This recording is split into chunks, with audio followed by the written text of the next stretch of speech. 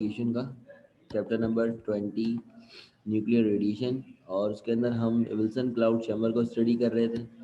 Wilson cloud chamber में last में जो बात रह गई थी वो ये थी कि हम किस तरह ये पता लगाएंगे कि जो ट्रैक है वो अल्फ़ा का है, बीटा का है या गामा का है। तो उसके लिए आपने ये छोटी सी इंफॉर्मेशन याद रखनी है, जो आपको बुक के पेज नंबर 336 के ऊपर भी मिल जाएगी। वहाँ पर इन्होंने ये बात बताई है कि जो अल्फ़ा है, क्योंकि वो हाईली आयोनाइजिंग पार्टिकल है, तो वो उसका जो ट्रैक होगा वो काफ़ी थिक होगा। वो आयोनाइजेशन ज़्यादा प्रोड्यूस करेगा, ज़्यादा आयन प्रोड्यूस करेगा, तो उसका जो रास्ता होगा वो ज़्यादा थिक होगा। बीटा पार्टिकल लेस आयोनाइज है, आयोनाइजिंग है, तो उसका जो बात होगा वो ब्रोकन लाइन होगा और काफ़ी थिन लाइन होगी। और गामा रेडिएशन तो रैंडम प्रोड्यूस करती है कहीं पे भी, तो उसका जो होगा वो डॉटेड स्ट्रक्चर होगा, डॉट डॉट डॉट डॉट, जगह जगह पे डॉट हो जाएंगे।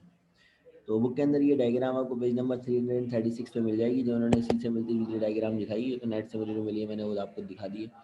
तो इस तरीके से हम उस विल्सन क्लाउड चैम्बर में इस बात का अंदाज़ा भी लगा सकते थे कि अल्फ़ा डिके हुआ है, बीटा डिके हुआ है या गामा डिके हुआ है। ठीक है। अब बात आती है कि हम ये किस तरह पता लगाएं कि जो रेडियो एक्टिव एलिमेंट है वो आपका कितना जो है वो सपोज करें कि एक्टिव है, मतलब वो कितनी फास्ट रेडिएशन कर रहा है। मेरे पास दो रेडियो एक्टिव एलिमेंट है, एक है रेडियो एक्टिव एलिमेंट ए और एक है रेडियो एक्टिव एलिमेंट बी। मैं ये जानना चाहता हूँ कि ये ज़्यादा रेडिएशन कर रहा है या ये ज़्यादा रेडिएशन कर रहा है, तो उसके लिए इसकी जो है ना इतनी वर्थ नहीं है, काउंटिंग नहीं करके दे सकता ये विल्सन क्लाउड चैम्बर। काउंटिंग के लिए आयोनाइजेशन जो पार्टिकल है कितने फास्ट आयोनाइजिंग कर रहे हैं कोई पार्टिकल, उसके लिए आपका एक और साइंटिस्ट गीगर मुलर, उसने एक काउंटर बनाया जिसको कहते हैं गीगर मुलर काउंटर। ठीक है। और उसकी डायग्राम कुछ इस तरह की।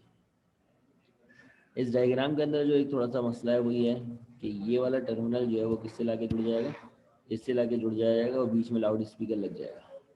मैं बहरहाल इसकी आपको एक डायग्राम जो है वो खुद बना के दिखा देता हूँ ताकि आपको आसानी रहे, और फिर इसका फिनोमेना भी समझाता हूँ कि क्या था। देखें, ये लिया मैंने हेलो सिलेंडर, एक सिलेंडर है।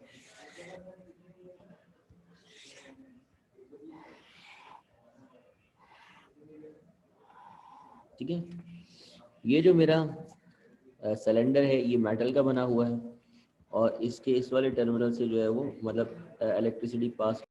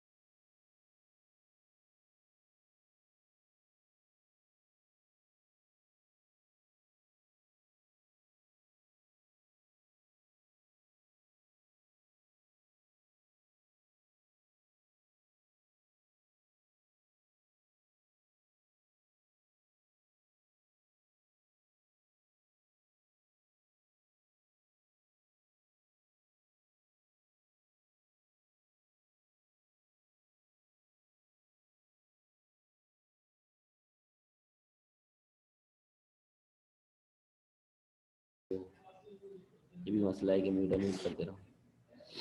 तो देखें, ये जो सिलेंडर है इसके अंदर मीका विंडो है, मीका विंडो से आपका एंट्रेंस हो रही है किसी भी पार्टिकल की जो कि रेडियो एक्टिव पार्टिकल है। ये जो रॉड है, ये वायर है, ये इसके कैप के साथ अंदर गया हुआ है, कैप के साथ ये वायर अंदर इन हुआ हुआ है। और इससे क्या है, ये जो कैप के साथ वायर आपका इन हुआ हुआ है, यहाँ पे भी हम, ये भी आपका मेटल है, मतलब कि गुड कंडक्टर ऑफ इलेक्ट्रिसिटी है, इसको हमने कनेक्ट कर दिया बैटरी के पॉजिटिव टर्मिनल से।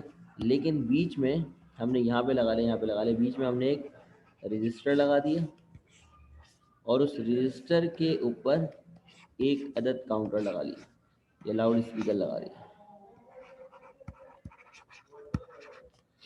ठीक है, एक अदद काउंटर लगा दिया। अब क्या होगा, किस तरह जो है वो डिटेक्शन होगी, किसकी डिटेक्शन, किसी भी आयोनाइजिंग पार्टिकल की कैसे डिटेक्शन होगी। तो इसके ऊपर आप सब जानते हैं कि पॉजिटिव से कनेक्ट हुआ हुआ तो उसके ऊपर होगा पॉजिटिव चार्ज। ठीक है, ये आपका बन चुका है एनोड। इस जो मेटल का सिलेंडर है इसके ऊपर होगा नेगेटिव चार्ज। ये आपका बन चुका है कैथोड।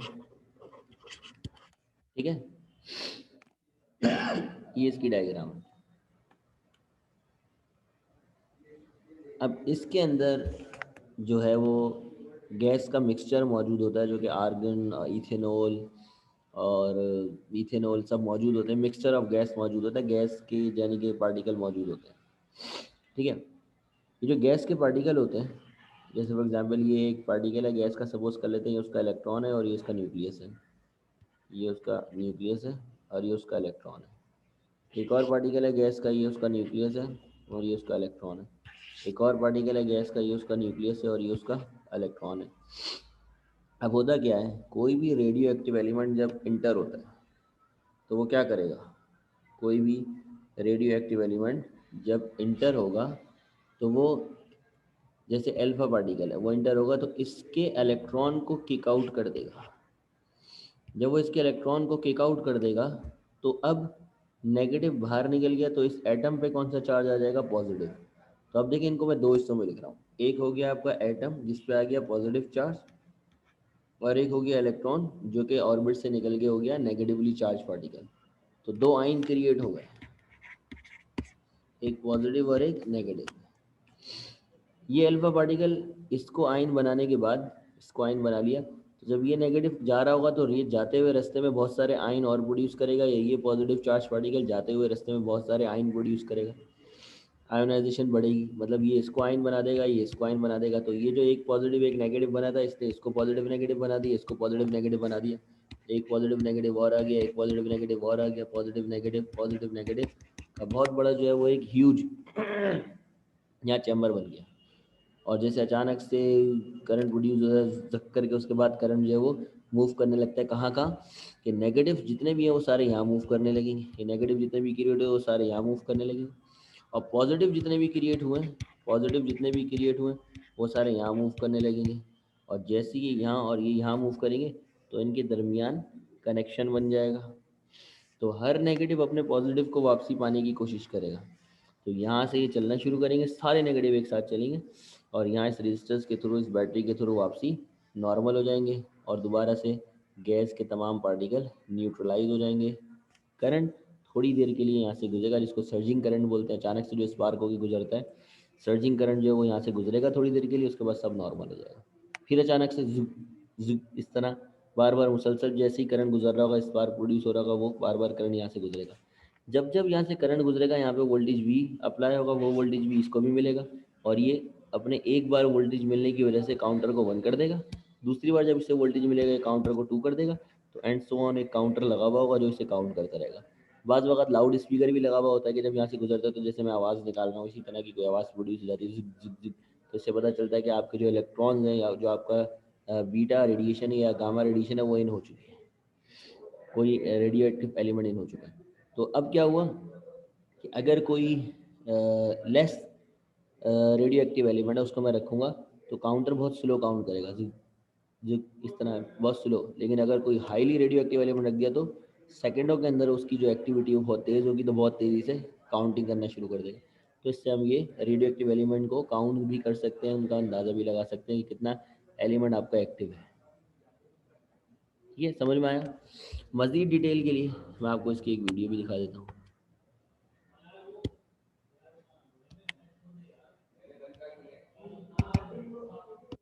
देखें, ये वो वीडियो है, ये देखो वही सीन। आपके पास एक अदद जो है वो सिलेंडर है, ठीक है। पूरा जीएम काउंटर कहलाता है आपका, गीगर मुलर काउंटर। काउंटर है, बैटरी है, सिलेंडर है, वायर है जो अल्फा बीटा गामा रेडिएशन को डिटेक्ट करने के काम आता है। इवन एक्सरेज को भी डिटेक्ट करता है। होता क्या है, इसके अंदर जो ये आपकी ट्यूब है, ठीक है, जिस ट्यूब की हम बात कर रहे हैं, जो मेटल का सिलेंडर है, ठीक है। जो मेटल का सिलेंडर ये एक्ट करता है as a anode, cathode, cathode की तरह काम करता है, क्योंकि नेगेटिव टर्मिनल से कनेक्ट है ना। और ये जो वायर अंदर लगा हुआ है ये काम करता है एनोड का, ठीक है। क्यों? क्योंकि पॉजिटिव और नेगेटिव टर्मिनल से कनेक्टेड है। जो नेगेटिव से कनेक्टेड होगा वो कैथोड बन जाएगा, जो पॉजिटिव से कनेक्टेड होगा वो एनोड बन जाएगा। अब इसके अंदर गैस के मॉलिक्यूल्स मौजूद होते हैं, जैसे यहाँ पे दिखाया है। ये गैस के बहुत सारे मॉलिक्यूल्स, आर्गन, हीलियम, नियॉन और इथेनॉल का मिक्सचर भी मौजूद रखते हैं। हाई आयोनाइजेशन के लिए ऐसा करते हैं। अब एक रेडियो एक्टिव एलिमेंट आया, गैस के मॉलिक्यूल्स जो है वो ऑर्बिट कर रहे थे, इलेक्ट्रॉन ऑर्बिट कर रहे थे अपने पर्टिकुलर ऑर्बिट्स के अंदर। वो आया आयोनाइजिंग पार्टिकल, उसने इलेक्ट्रॉन को एनर्जी देके तोड़ दिया, इलेक्ट्रॉन को बाहर निकाल दिया। जब इलेक्ट्रॉन बाहर निकला तो दो आयन बन गए, एक पॉजिटिव आयन और एक नेगेटिव आयन। ये वाला कहलाएगा ब्लू वाला पॉजिटिव आयन, जो दिखा रहे हैं रेड कलर से शो करे पॉजिटिव आयन बने। ये इस तरह के बहुत सारे पॉजिटिव आयन बनना शुरू हुए। ये जितने भी पॉजिटिव आयन बने ये किस तरफ मूव हो गए? नेगेटिव की तरफ, यानी कि कैथोड की तरफ। और जितने भी पॉजिटिव आयन बने वो किस तरफ मूव हो गए? एनोड की तरफ। तो ये मूवमेंट दिखा रहे हैं, इलेक्ट्रॉन निकल के इससे एक करंट प्रोड्यूस होगा, एवलांच इफेक्ट जैसे लिखा है इन्होंने, सर्जिंग करंट प्रोड्यूस हुआ। वो सर्जिंग करंट कहाँ से पास हुआ? जो आपका सर्जिंग करंट है, ये भी बता रहे हैं कि जिसके इलेक्ट्रॉन निकले वो पॉजिटिव टर्मिनल, नेगेटिव टर्मिनल की तरफ मूव होने लगे।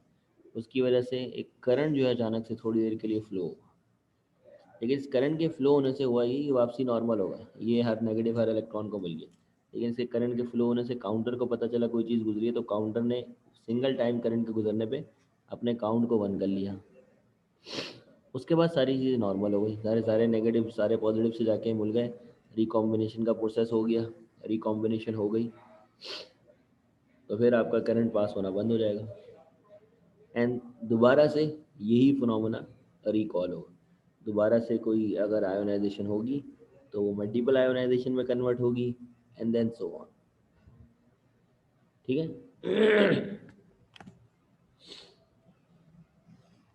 तो ये सारी इसकी जो थी क्या थी, जी हाँ, डायग्राम बनानी है बिल्कुल, जो है डायग्राम से ही स्टार्ट होगा। तो इससे देख लिया। अब दोबारा से चलते हैं वापसी।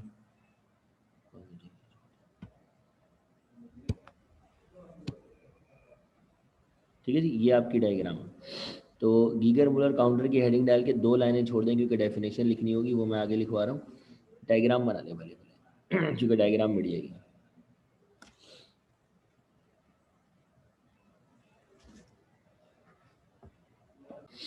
Geiger counter is a portable device which is widely used for the detection of ionizing particle और रेडिएशन और कोई भी आयोनाइजिंग पार्टिकल है उसको डिटेक्ट करने के काम आता है।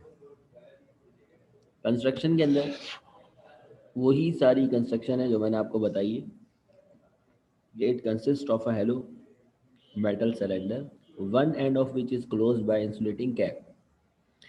At the center of the cap is fixed a stuffed straight wire along the axis of cylinder. Axis of cylinder के साथ एक वायर बिल्कुल सीधा सीधा लगाया हुआ है। A thin mica or a glass disc closes the other end of which also serve as the entrance window for the ionizing particle और radiation. दूसरा जो एंड है वहाँ से हम इसको रेडिएशन या फिर आयोनाइजिंग पार्टिकल देते हैं। The seal tube usually contains special mixture air, argon और अल्कोहल। इसमें से कुछ भी जो है वो सील ट्यूब जो है वो रखती है।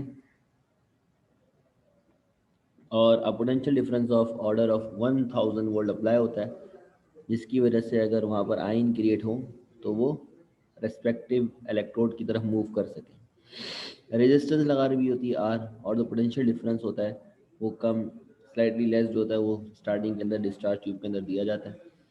और एयर जो वायर जो होते हैं दो लगे हुए होते हैं, एक एनोड बनता है एक कैथोड बनता है, सारी चीज़ें जो है वो मैंने आपको बताई। तो ये इसको वर्किंग के तौर पे एज आई सब कॉपी कर लें। ठीक है, अच्छा जी। अच्छा, इसके बाद आ जाओ इसकी वर्किंग की तरफ। तो वर्किंग के अंदर आपने क्या वो सारी बातें लिख देनी है, वही सारे आप चाहे तो उसको अगर याद करना हो तो आप तोड़ तोड़ के लिख लो, और अगर आप चाहते हो कि ऐसे ही पैराग्राफ में याद कर सकते हो पैराग्राफ में याद कर लो। ठीक है, जैसे फॉर एग्जांपल पहला पैराग्राफ ये बन सकता है, पहला point, when an ionic particle इंटर्स the tube through the window. जब पहला आयोनाइजिंग पार्टिकल जो है वो इंटर होता है किसके अंदर, विंडो के अंदर, it ionises some gas molecules in it. वो क्या कर देता है, कुछ गैस मॉलिक्यूल को आयोनाइज कर देता है। These ions are accelerated by a strong radial electric field producing more ions by fusion with the atoms and causing the ionization current to build up rapidly। ये जो आयन बनता है एक या दो या तीन, वो आयन जब अपने रेस्पेक्टिव इलेक्ट्रोड की तरफ मूव होने लगते हैं तो रास्ते में जाते हुए वो एक दो को और क्लूजन के दरमियान आयन बनाते हुए चले जाते हैं। तो इस तरह बहुत सारे आयन के पेयर बन जाते हैं, negative positive negative positive negative positive. तो एक आयोनाइजेशन करंट प्रोड्यूस हो जाता है। So momentary surging current flows between the wire. Temporary current जो होता है थोड़ी देर के लिए वायर में से फ्लो होता है at the cylinder and through the resistors R, जो कि सिलेंडर के थ्रू रजिस्टर से होता हुआ गुजरता है, producing momentarily potential difference across resistors R, जिसकी वजह से थोड़ी देर के लिए पोटेंशियल डिफरेंस के ऊपर पोटेंशियल डिफरेंस आ जाता है उस रेजिस्टेंस आर के ऊपर। ठीक है, क्योंकि रेजिस्टेंस आर जो है वो रेजिस्टेंस आर जो है वो कनेक्ट होती है लाउड स्पीकर से या फिर इलेक्ट्रिक काउंटर से। Thus, each time particle enters the counter, an ionization current pulse occurs, which gives click in a loudspeaker or count in a electronic counter।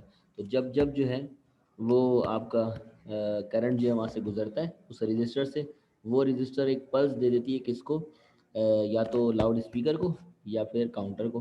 Counter अपने आप को वन कर लेता है अगर काउंटर लगा हुआ है, लाउड स्पीकर लगा हुआ है तो वो एक क्लिक देता है, क्लिक क्लिक क्लिक क्लिक इस तरह। तो ये पूरी इसकी क्या हो गई, वर्किंग हो गई। इसे भी कॉपी कर लो अपने पास। एक और डिवाइस जो काउंट करने के लिए रेडियो एक्टिव पार्टिकल्स को यूज़ की जा सकती है वो है आपकी सॉलिड स्टेट डिटेक्टर की डिवाइस। ठीक है, सॉलिड स्टेट डिटेक्टर में डिफरेंस ये है कि हम इतना बड़ा मतलब एक छोटा सा ही होता है वो सिलेंडर तो खैर, लेकिन इतने हाई वोल्टेज इतने हैवी सिलेंडर के बजाय हम सिंपल यूज़ करते हैं एक सेमीकंडक्टर डायोड। अब आपको सारा कुछ रिकॉल करना होगा। ठीक है, क्योंकि मैं यहाँ पर लिख रहा हूँ अ सेमीकंडक्टर डायोड,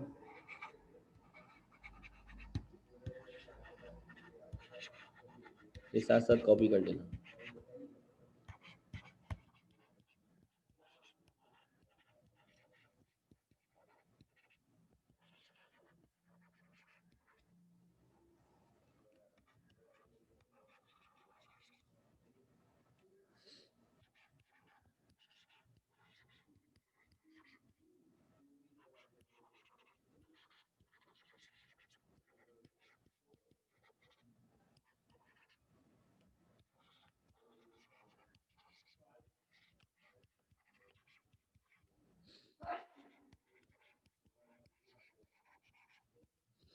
इसके अंदर आपका एक सेमीकंडक्टर पीएन जंक्शन डायोड जो है वो यूज़ किया जाता है रेडिएशन को डिटेक्ट करने के लिए। यानी कि जो काम आपका वो पूरा हेलो सिलेंडर कर रहा था, ये काम आपका एक सेमीकंडक्टर पीएन जंक्शन डायोड भी कर सकता है।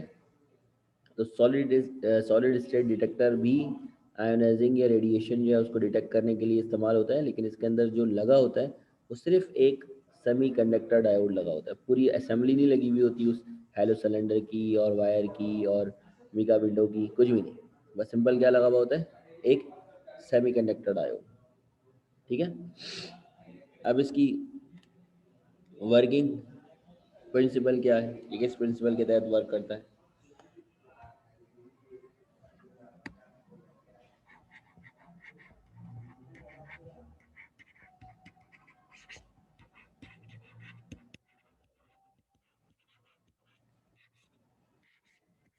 आप लोग ज़रा मुझे ये बताएं, डायोड के अंदर कितने टाइप की बाइसिंग थी?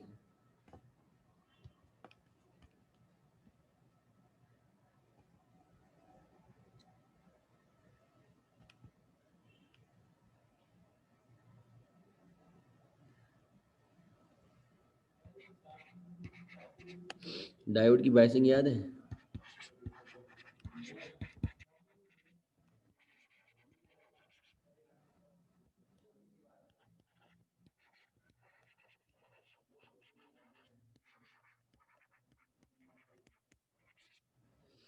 PN junction diode in reverse biasing is used,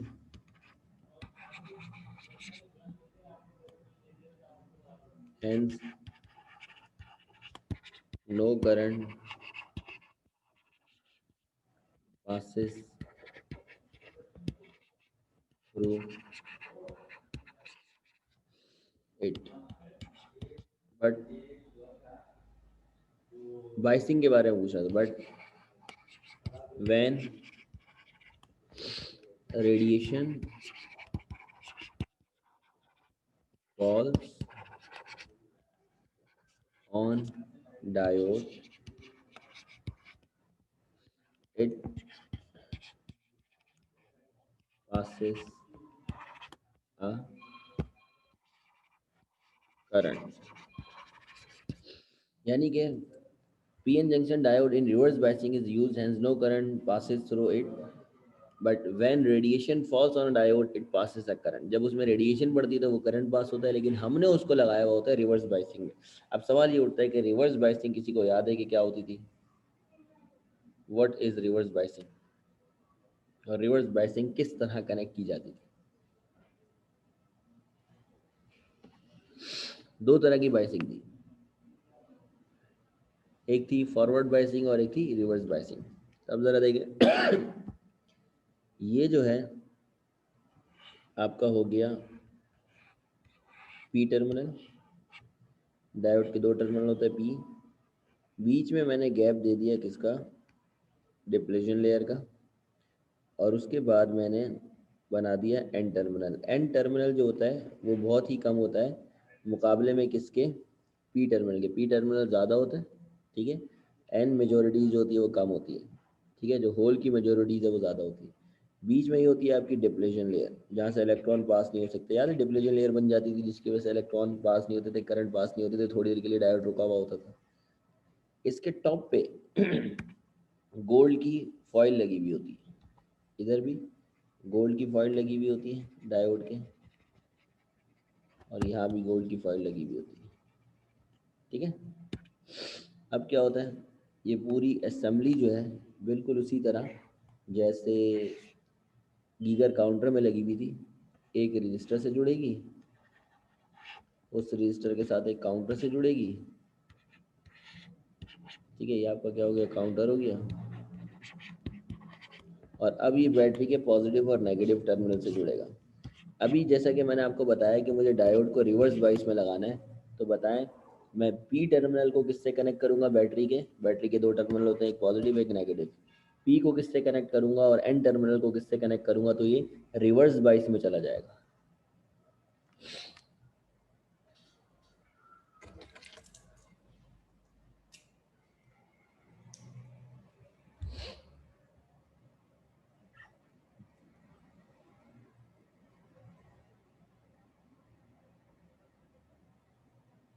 शाबाश, गुड।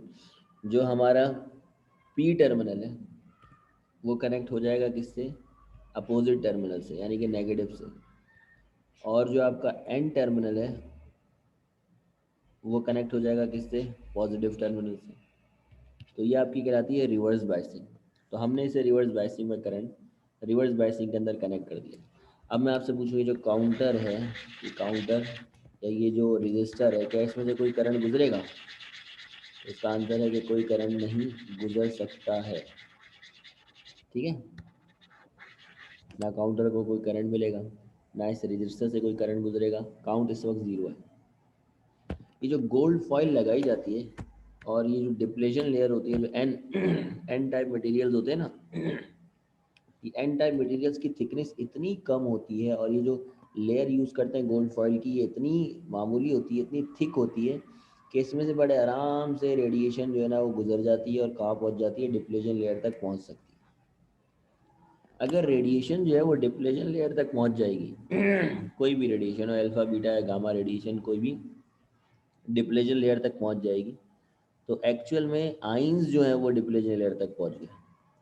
तो इसके यहाँ पहुँचने से एक जनरेट होता है पेयर, यानी कि पॉजिटिव साइड से एक होल और नेगेटिव साइड से एक इलेक्ट्रॉन, यानी कि होल और होल, ये वाला होल, होल एंड इलेक्ट्रॉन का एक पेयर जनरेट होता है।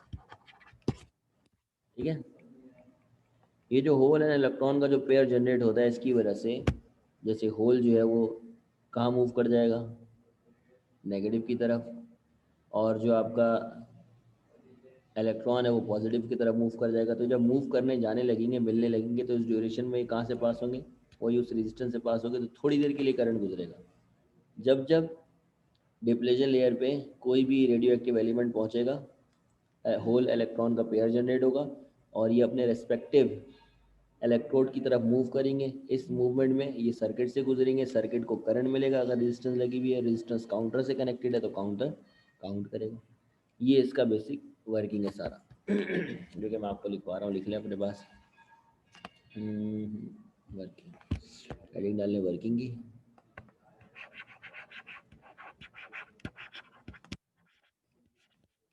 वर्किंग के अंदर क्या लिखेंगे आप, सबसे पहले PN junction is used in reverse biasing. PN junction is used in reverse biasing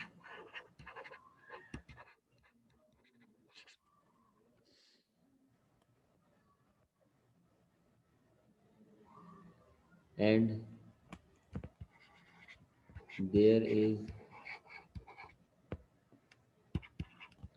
no flow of current in normal condition, normal situation। यानी कि अभी कोई करंट सर्किट में से पास नहीं हो रहा, उसको पॉइंट बना के लिख देना, याद हो जाएगा। ठीक है, अब दूसरी बात आपने गोल्ड फॉइल के बारे में बताया कि गोल्ड फॉइल काफ़ी थिक होती है, इतनी थिक होती है कि अल्फा पार्टिकल्स जो है वो यहाँ से गुजर सकते हैं।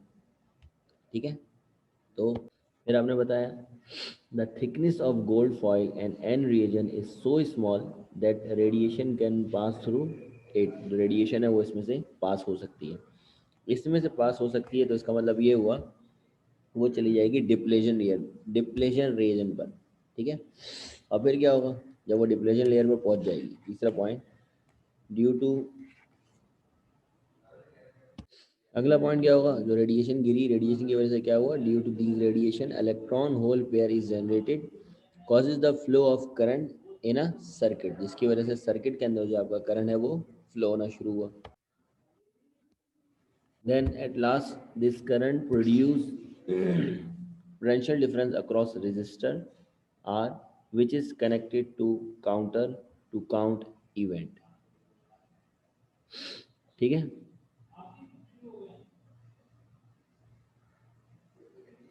डिप्लेशन लेयर वही है, डिप्लेशन लेयर तक आपकी रेडिएशन पहुंच गई। रेडिएशन जो है ना, वो रेडिएशन अगर पॉजिटिव पार्टिकल है या नेगेटिव पार्टिकल है, तो वो इनको इलेक्ट्रॉन होल का एक पेयर जनरेट करवा रहा है, वो जनरेट करवा रहा है, वो रेडिएशन करवा रही है। इसीलिए तो जो आपका गोल्ड फॉइल है और जो एंड मटेरियल है उसके थिकनेस इतनी कम रखी जाती है कि रेडिएशन उस डिप्लेशन लेयर तक पहुंच जाए। डिप्लेशन लेयर पे कोई उनको मिलाने वाला हो ना, तो वो मिलेंगे। डिप्लेशन लेयर वो बैरियर है ना, सही है, अब नहीं पहुंच सकते बैरियर तक, आप उस बैरियर को क्रॉस नहीं कर सकते, इलेक्ट्रॉन होल का जो पेयर है वो उसे क्रॉस नहीं कर सकता। बीच में कोई ऐसा चार्ज पार्टिकल आ गया जो इनको ये काम करवा दे, तो समझो, यूँ ही समझो कि अब वो क्रॉस कर सकते, बड़ी थोड़ी देर के लिए होगी, तो वो थोड़ी देर के लिए खुलता है फिर बंद, तो जैसे ही दूसरी रेडिएशन आती है फिर ओपन होता है फिर बंद। तो डिप्लेशन लेयर तक ही तो पहुंचता है वो आपका पार्टिकल, इसीलिए तो इम्पॉर्टेंट है कि थिकनेस इसकी सो स्मॉल रखी जाए। और ये रीज़न भी आ सकता है, कहते हैं कि थिकनेस जो है वो सॉलिड स्टेट डिटेक्टर में एन रिएजन की और गोल्ड फॉइल की कम क्यों रखी जाती है? तो ये जो है वो आपकी क्या हो जाएगी, कंप्लीट डायग्राम के साथ आपकी सॉलिड स्टेट डिटेक्टर की वर्किंग हो जाएगी। तो शुरू से देख लीजिए, कोई भी सवाल है तो कर लीजिए। ये सॉलिड स्टेट डिटेक्टर की आपकी डेफिनेशन हो गई। A semiconductor PN junction diode is used to detect the radiation in a solid state detector. PN junction diode is in reverse biasing is used, hence no current passes through it. But when radiation falls on a diode, it passes a current. Then working में क्या है? PN junction is used in reverse biasing and there is no flow of current in normal situation. The thickness of gold foil and N region is so small that radiation can pass through it. और आगे चाहो लिख लो reach at depletion layer, to reach at depletion layer तक पहुंच जाती है। Due to these radiation electron hole pair is generated, causes the flow of current in a circuit. This current produces potential difference across resistors R, which is connected to a counter to count event. ठीक है?